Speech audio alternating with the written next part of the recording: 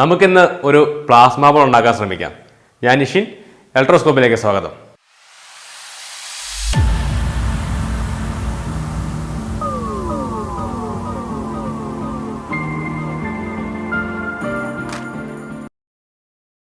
ദ്രവ്യത്തിൻ്റെ നാലാമത്തെ അവസ്ഥയാണ് പ്ലാസ്മ. നമ്മൾ എഡിമെൻറ്റിലും ഫ്ലൂറസൻ ട്യൂബിലേക്കുള്ളത് പ്ലാസ്മ സ്റ്റേറ്റ് ആണ്.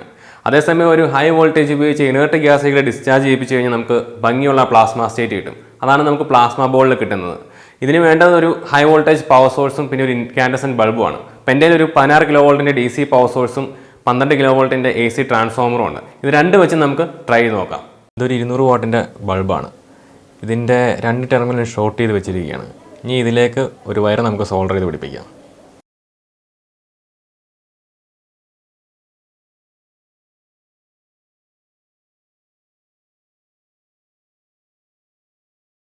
അപ്പോൾ വയർ സോൾഡർ ചെയ്ത് പിടിപ്പിച്ചിട്ടുണ്ട്. ഇനി ഞാനിത് ഈ തടിയിൽ ഫിക്സ് ചെയ്യണം.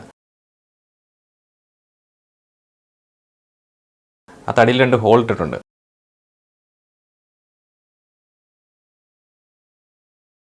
ആ ഹോൾ വഴി വയർ നമുക്ക് പുറത്തേക്ക് എടുക്കാം.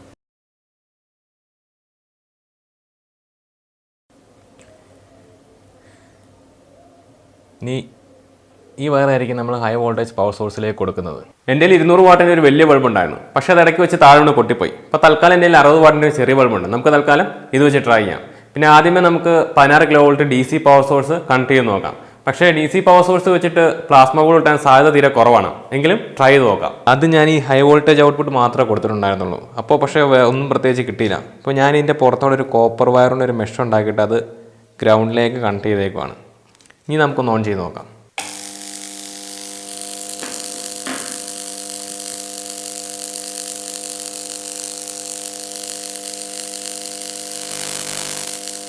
അത് അത്രയ്ക്ക് നന്നായിട്ട് നമുക്ക് കിട്ടിയില്ല.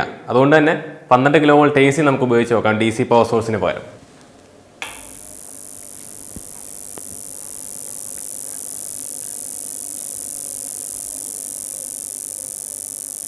എൻ്റെ കൈ വെക്കുമ്പം എൻ്റെ കയ്യിലേക്ക് ആർക്കടിക്കുന്നത് നിങ്ങൾക്ക് കാണാം. കാരണം ഈ പ്ലാസ്മയ്ക്ക് ഡിസ്ചാർജ് ചെയ്യാൻ DC പാത്ത് കിട്ടുവാണ് എൻ്റെ കൈ വഴി. അതുകൊണ്ട് അതെല്ലാം കൂടെ അവിടെ കോൺസെൻട്രേറ്റ് ചെയ്ത് വരുന്നത്. മാത്രമല്ല ടെസ്റ്ററോ അല്ലെങ്കിൽ CFL ബൾബൊക്കെ അതിൻ്റെ അടുത്ത് കൊണ്ട് വെക്കുമ്പോൾ അത് തന്നെ കത്തുന്നത് നമുക്ക് കാണാം.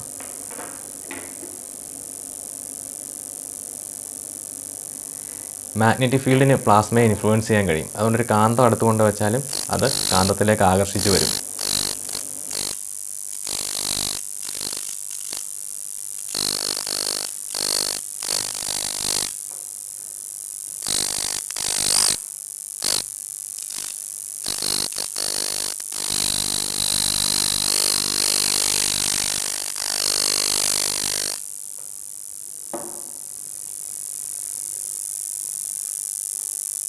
എൻ്റെ കയ്യിൽ ശരിക്കുമുള്ളൊരു പ്ലാസ്മ ഗ്ലോബും കൂടി ഉണ്ട്. ഇത് ഞാൻ കുറച്ച് നാൾ മുമ്പ് ഓൺലൈനിൽ മേടിച്ചാണ്. നമുക്ക് 12 കിലോ വോൾട്ട് AC ഇതിലേക്ക് കണക്ട് ചെയ്ത് നോക്കാം. എന്തായിരിക്കും വ്യത്യാസം, നമ്മൾ ഉണ്ടാക്കിയ പ്ലാസ്മ ബോളും ശരിക്കുള്ള പ്ലാസ്മ ഗ്ലോബും തമ്മിലുള്ള വ്യത്യാസം എന്താ വരുന്നത് എന്നുള്ളത്.